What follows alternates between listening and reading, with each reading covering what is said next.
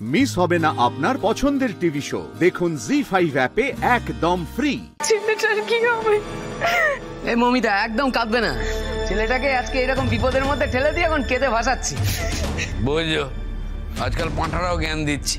বর্দা কি হচ্ছে কি? এখন ঝামেলা করো নিজেদের মধ্যে। আগে তো বুবাইকে ফিরিয়ে আনতে হবে নাকি?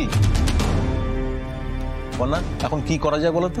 বাবা, আমি যা বুঝছি আমার মনে হচ্ছে সবার আগে ওই ঘোতনকে বাড়িতে ফেরানোটা দরকার। আর শুধু বাড়িতে ফেরালেই হবে না, ওর মুখ থেকে এটা স্বীকার করাতে হবে যে ও ইচ্ছে করে আমাদের বাড়ির ছেলেটাকে ফাঁসিয়েছে। কিন্তু পর্ণা, এটা তো অনেক টাইম টেকিং প্রসেস, আমাদের হাতে তো বেশি সময় নেই। সবটাই বুঝতে পারছি রুচি, কিন্তু আমাদের হাতে তো আর অন্য কোনো অপশন নেই। আমরা তো হাল ছেড়ে দিতে পারি না, আমাদের এই চেষ্টাটা চালিয়ে যেতেই হবে। এমন কিছু একটা করতে হবে যাতে ওই ঘোতন নিজে এসে ধরা দেয়। আচ্ছা, ওই ছেলে নিজে থেকে এসে ধরা দেবে বলে মনে হয় তো? দেবে যেটি। ও গা ঢাকা দিয়ে থাকলেও ওর দুর্বল জায়গায় যদি আমরা আঘাত করতে পারি তাহলে কিন্তু গর্ত থেকে ঠিক বেরিয়ে আসবে। কিন্তু পর্ণা, একটা প্রশ্ন, সেটা হলো যে কারো দুর্বলতা জানতে গেলে তো তাকে কাছ থেকে জানতে হয়। পর্ণা, সৃজনদা কিন্তু একদম ঠিক কথা বলেছে। আমরা তো ঘোতনকে চিনিই না, সেখানে দুর্বলতা তো অনেক দূরের কথা। যোগ্য দাদা গো, একটাও কি কোনো ক্লু পাবো না?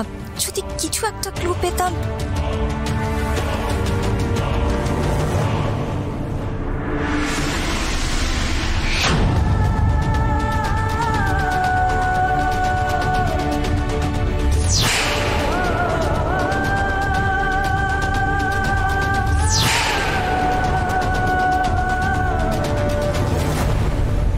পাত্রী চাই।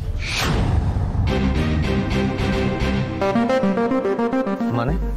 ঘোতনের দুর্বলতা। দূর পড়না, এত হেয়ালি করে কথা বলো না তো। তোমার মতন অত বুদ্ধি আমাদের ঘটেনি। একটু বুঝিয়ে সুঝিয়ে বলো তো কি বলতে চাইছো। আমি সবটা বলছি মা। আমি না ওই ঘোতনের বাড়িতে পাত্রী চাই বিজ্ঞাপন দিয়ে একটা ছবি দেখেছিলাম, আর তার সাথে কয়েকটা মেয়ের ছবিও দেখেছিলাম। তার মানে নিশ্চয়ই ওর জন্য পাত্রী দেখা চলছে। হ্যাঁ, কিন্তু এখান থেকে আমাদের কি সুবিধা হবে পড়না? বাবা, আমার মনে হচ্ছে এটা দিয়ে আমরা ওকে এই গর্ত থেকে বাইরে বার করে আনতে পারবো। মানে এটা একটা রাস্তা হতে পারে। হ্যাঁ, কিন্তু ঘোতনের অলরেডি বিয়ে হয়েছে কিনা সেটা তো আমরা জানি না। সেটা আমাদের খোঁজ খবর করে বার করতে হবে। আবার তো তাহলে ওর বাড়ি যেতে হবে। যেতে তো হবেই জেঠু। চলো সৃজন, আর দেরি করা যাবে না। চলো, আসছি। দুকা দুকা, দেখো ঠাকুর, ওদের যেন কিছু না হয়। কে সেন্ট মাখবে?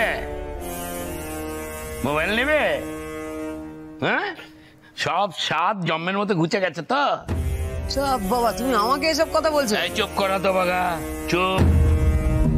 এমন ভাবে মুখটা করে আছিস যেন তুই ভাজা মাছটা উল্টে খেতে জানিস না, তাই তো? শোন, এখন আমি কাউকে কিছু বলছি না, শুধু আমার নাতিটা ফিরে আসা পর্যন্ত অপেক্ষা করছি। একবার আমার নাতিটা ফিরে আসুক, তারপর তোদের এমন শিক্ষা দেব না, সারা জীবনের মতো মনে রাখবি। জি5 ডাউনলোড করুন আর সব এপিসোড দেখুন একদম ফ্রি।